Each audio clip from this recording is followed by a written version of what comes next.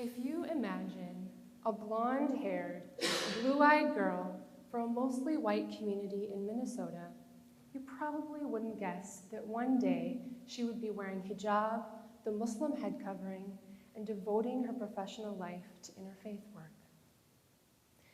And yet, here I am.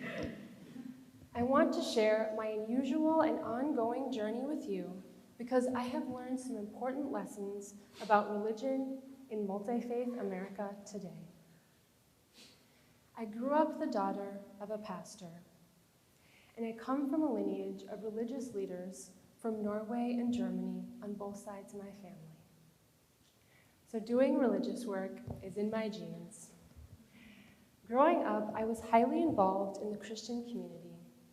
I served as a Sunday school teacher, went on mission trips, and used to sing solos in church. But as I grew older, I started questioning my faith. There were concepts in Christianity that didn't make sense to me. So over time, and after much thought, I realized Christianity wasn't a good fit. I left my hometown to attend college and ended up becoming a world religions major. I took an Islam class to learn about a new part of the world. To me, learning about Islam, or any world religion, was simply an academic endeavor. But on a personal level, at that point in my life, I decided being atheist was the best choice for me. Yet, as I tried to be atheist, I was missing meaning and community in my life, so I knew that being atheist wasn't a good fit as well. Continuing in my educational career, I went to graduate school to study higher education. While in my first year in grad school, I was looking to make new friends. And at that university, they had a large international student population. And I became friends with Somali and Pakistani students, which are Muslim majority populated countries. And they were the kindest people I had ever met. They were so open-hearted. They inspired me with their beautiful character. They gave me food, clothing, and gifts simply out of their living Islam. I had never felt that level of hospitality in my life before, and it felt amazing. They had this inner peace and happiness that had me curious. So I decided I should look into Islam, as I wanted inner peace and happiness too. I changed my whole academic paper I was working on in grad school so that I could look into Islam.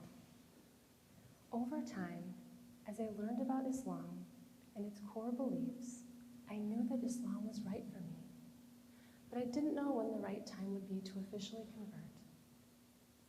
At this time, I was in summer school, which is stressful, especially in grad school, and I was going through many struggles.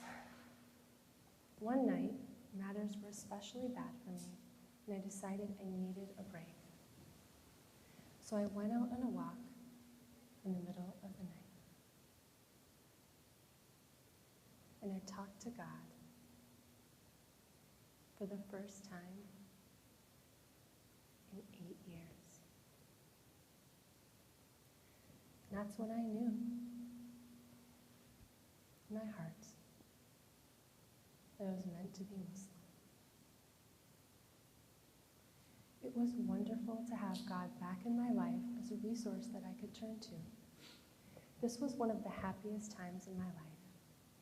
After converting to Islam, I spent my second year of grad school navigating my new identity as a Muslim woman.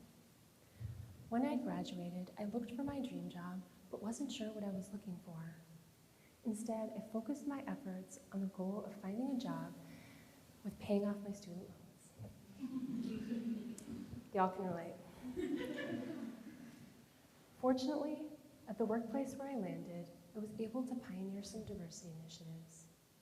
As a Muslim, I had to pray several times a day, and at my new workplace, they didn't have a place for me to pray, which surprised me as they had them at so many places I'd worked in the past. So I decided I needed to spearhead building one. Before tackling such a big project, I determined it would be best to organize some diversity trainings so people could learn basic information about Islam and Muslim culture. Doing these trainings are crucial because there's so much misinformation about Islam that needs to be corrected, especially since Islam is the second largest religion in the world. It is the fastest growing religion in the world and in the United States as well.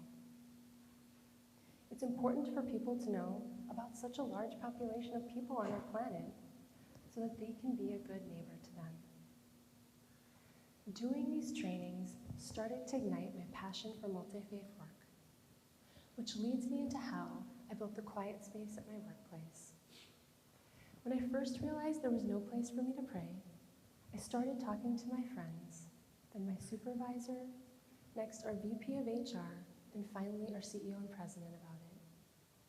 Everyone I talked to agreed to be a positive ally and supported building this space, as it could benefit so many people there.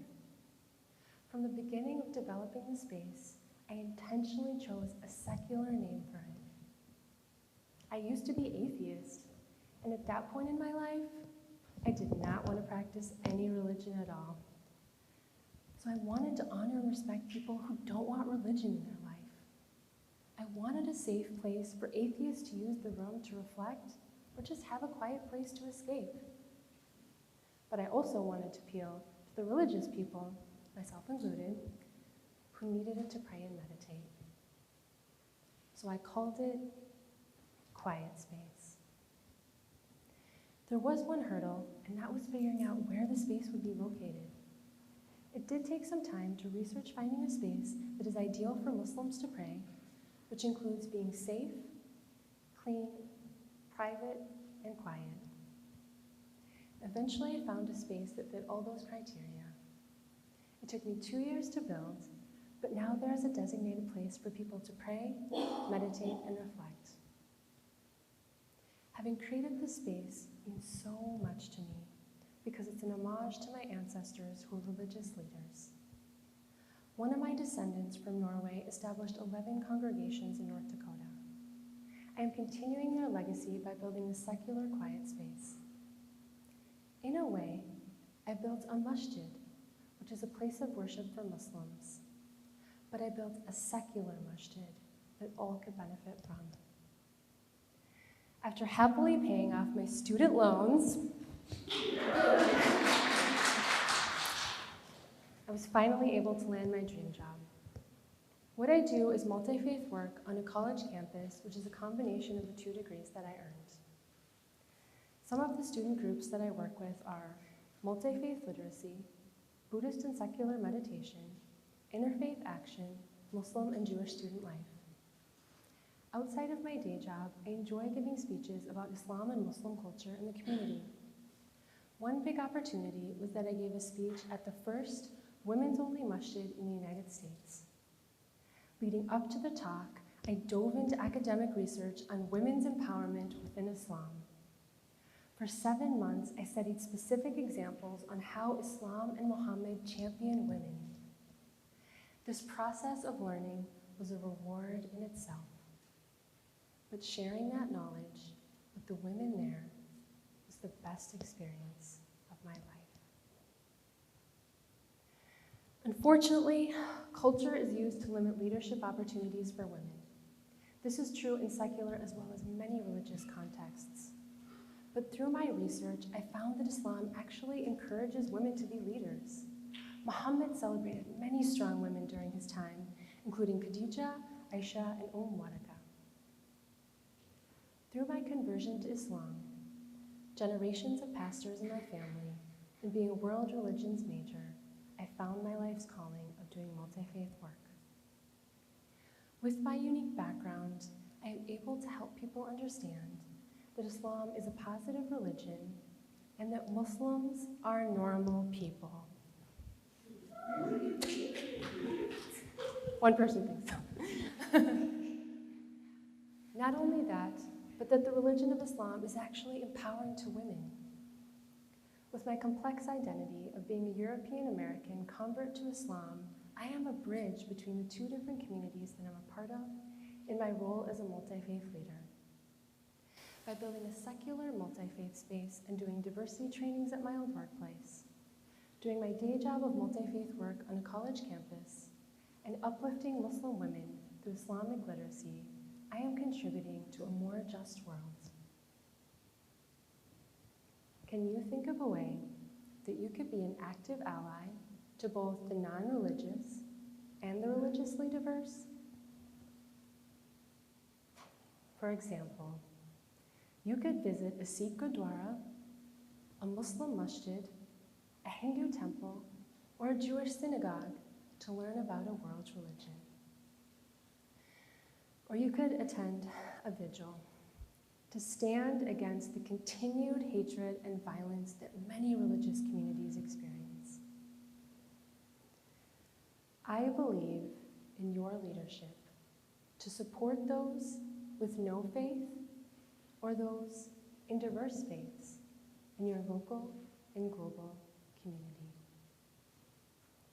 Together, we can work toward religious equity in this ever-changing, secular and multi-faith world.